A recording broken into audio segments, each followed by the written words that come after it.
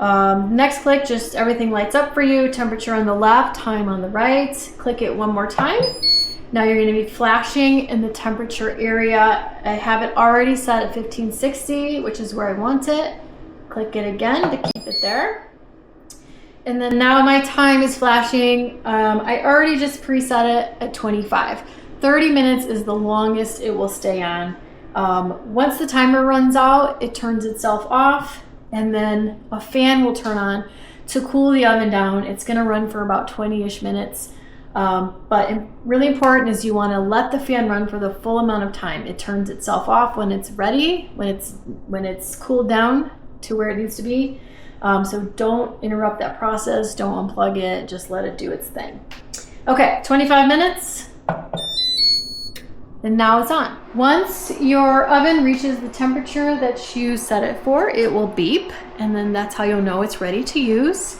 And while we're waiting, I have mentioned this in my previous video, but you want to make sure that you have your setup close to your hood in case you want to use the vent fan. I cracked a window. It really does not get that smoky. I've used it a couple times and I really didn't think it got smoky at all. But anytime I cook meat in the kitchen, these are things I do anyway. So I've got my window cracked. If I feel like I need the hood, it's right over here. I can turn it on.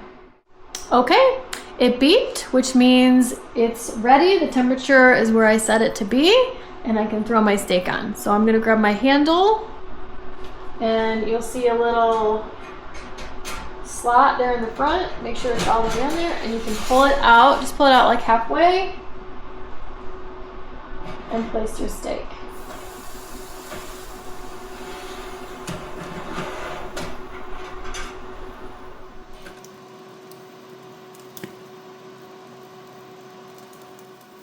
I also want to mention that you'll notice your temperature will fluctuate. So it doesn't stay right at 1560 the whole time. It kind of just goes up and down, and that's completely normal. Looking pretty good. So I'm gonna go ahead and flip it now. I like medium rare-ish.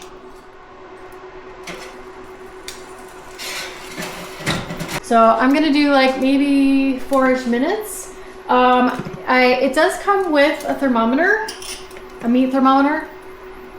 Here it's really big, and I actually just have one that I like to use. So I'm gonna use this one. It's just a little bit smaller.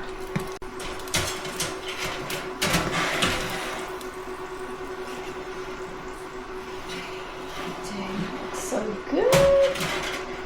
What I really like is that it's getting nice and brown and amazing looking on the outside, but it's not burning. So that's letting me know I put it in a good spot on my grill rack. It smells super good. Again, I have my window cracked, but it's really not smoky in here at all.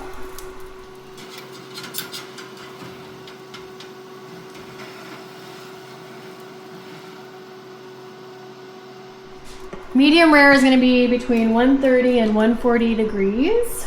So let's just see where we're at. Okay, we hit it. So it cooks so fast. So I'm going to pull it off.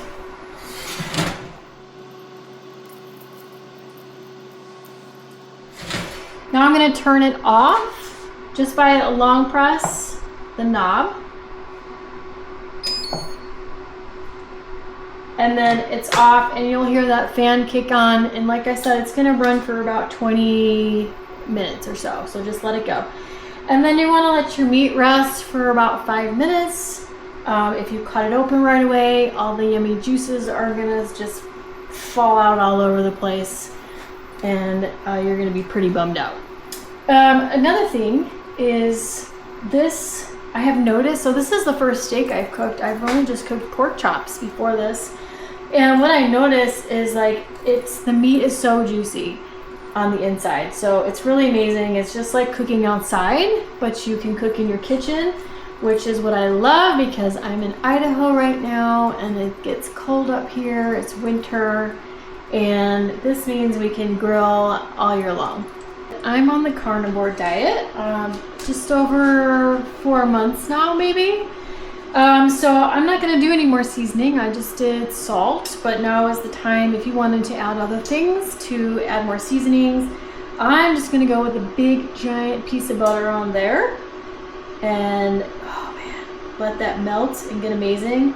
Actually, I'm gonna stick it underneath. Let's cut it open.